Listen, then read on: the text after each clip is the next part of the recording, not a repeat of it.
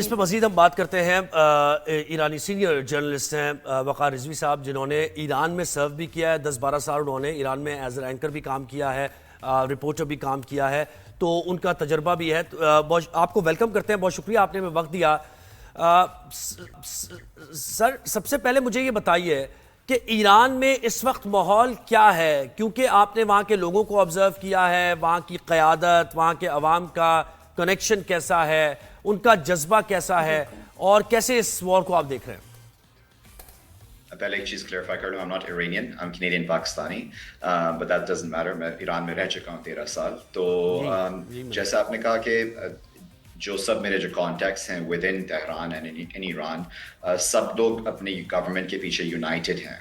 تو جو اسرائیل چاہ رہا تھا کہ رجیم چینج ہو جائے، نیتنیاہو نے بھی کل بھی کہا تھا انٹرویو میں ABC نیوز کے ساتھ کہ he wants to assassinate آیت اللہ خامنائی، that would be a huge mistake and huge miscalculation on his part۔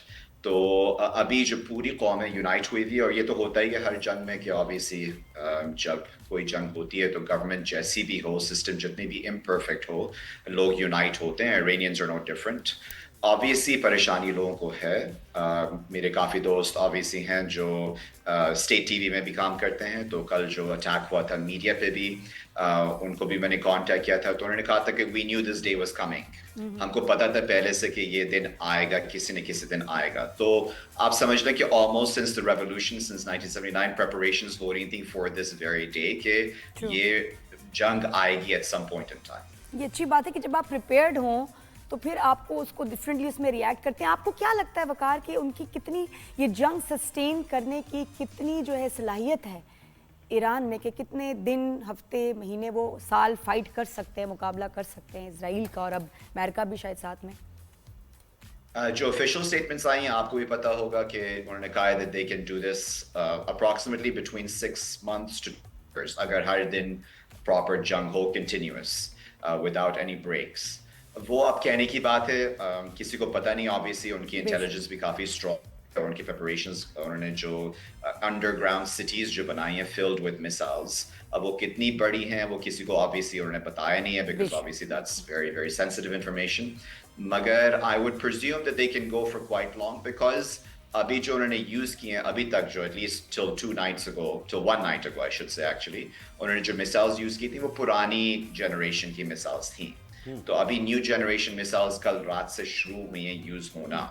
تو اور اس میں کیا ڈفرینس ہے وقار؟ یہ جو نیو جنریشن والے ہیں، یہ نیو جنریشن والے میزائلز، یہ اس میں کیا ڈفرینس ہے اور یہ کتنے طاقتور ہیں؟ وہ ہائپرسونک، I mean I'm not a huge military expert but hypersonic missiles ہیں یہ۔ تو hypersonic میں آپ نے دیکھا بھی ہوگا کچھ ویڈیوز آئی تھیں حائفہ اور ٹیل اویو سے، کہ آپ دیکھتے ہیں کہ ایک مثال جو گر رہا ہے وہ ایک سپیڈ سے گر رہا ہے، یا آئرن ڈوم اس کو کیچ کر سک رہا ہے۔ ہائپرسونک مثالز جو ہوتی ہیں کہ جورڈینینز کو آپ کو پتا ہے کہ انہوں نے پہلے سے کہا ہوا تھا کہ کوئی بھی مثال ہمارے ٹیریٹوری ایئر اسپیس میں انٹر ہوگی تو we will shoot it down۔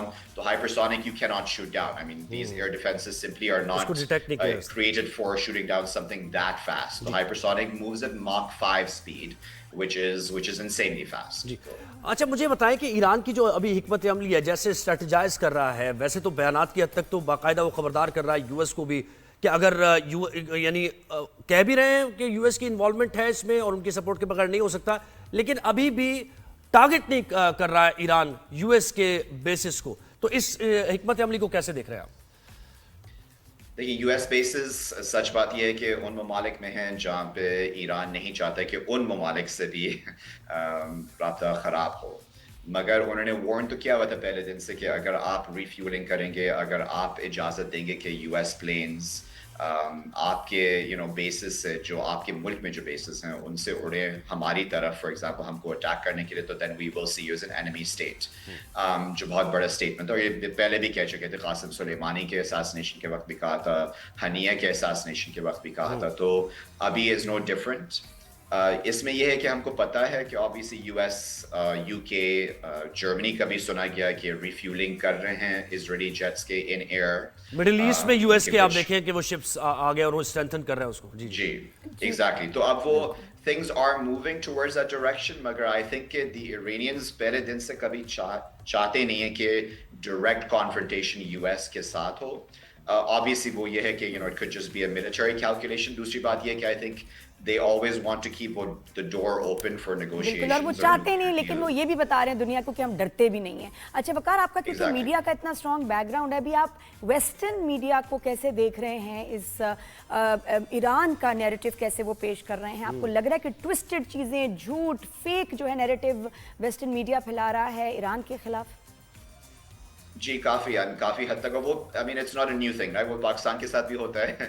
हमारे मुल्क के बारे में भी क्या क्या लोग कहते हैं वेस्टर्न मीडिया में, which is never true right. वो लगता है कि जैसे बॉम्ब हर वक्त गिर रहे हैं, हर कॉर्नर पे, हर स्ट्रीट कॉर्नर पे कुछ ना कुछ हो रहा होता है। तो I think this is same with Iran. वो एक ग्लोबल साउथ के बारे में ओवरऑल एक बहुत नेगेटिव इमेज होता है मीडिया में, पर Iran because is seen as an enemy state properly, तो वो फिर उसके बारे में तो यही होता कि वो नॉर्दर्न तेहरान, जहाँ पे हम लोग रह चुके थे कि northern Tehran is the Beverly hills almost of Iran. तो आप जाके वहाँ पे इंटरव्यू करेंगे किसी को जो शाह वाले हैं, तो ऑब्वियसली वो तो बुरा ही कहेंगे अपने मुल्क को, even though their living in luxury.